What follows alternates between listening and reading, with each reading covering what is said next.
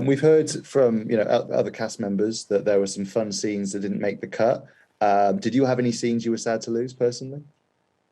Mm, yes, but this probably was never going to be in the movie.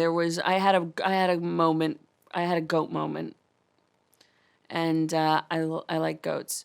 I knew it wasn't going to be in the movie because I asked for the moment, and I think they did it to humor me.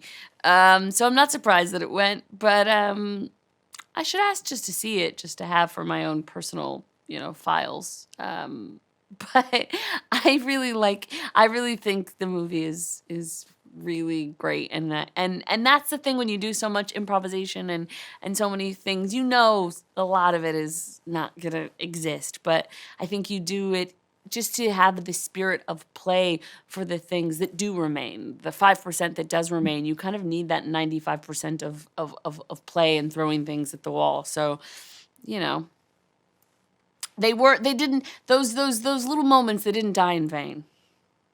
Exactly.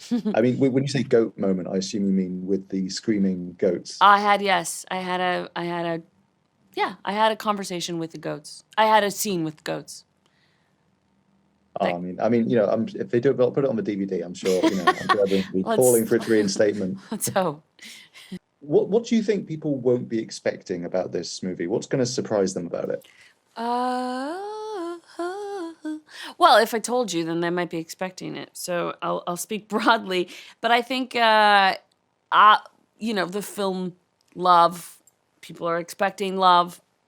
And I think they might be surprised by the kinds of love that the film explores. Big movie, long shoot, challenging shoot in COVID times. What would you say, from your perspective, was the most challenging thing about making Love and Thunder?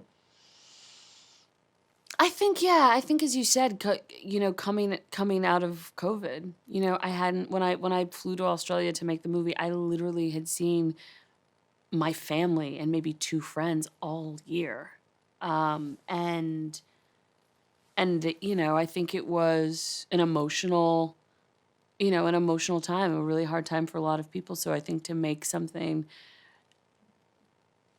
to then go away, to be far from home, to be away from family now after being with them is sort of a comfort, was hard. And also, like, to get back into the kind of superhero shape after I had been in this sort of COVID space was really challenging at first, and not the thing about like getting into that kind of shape. It's like all it's also like mental, because the movies take a certain amount of stamina. So that was really, yeah, challenging at first. But I think the thing that's really cool about our movie is I feel like it's very silly, it's very funny, but it explores real emotional loss and pain and longing, and love in a lot of different forms, familial love. So in some ways, I think it was kind of a perfect movie to make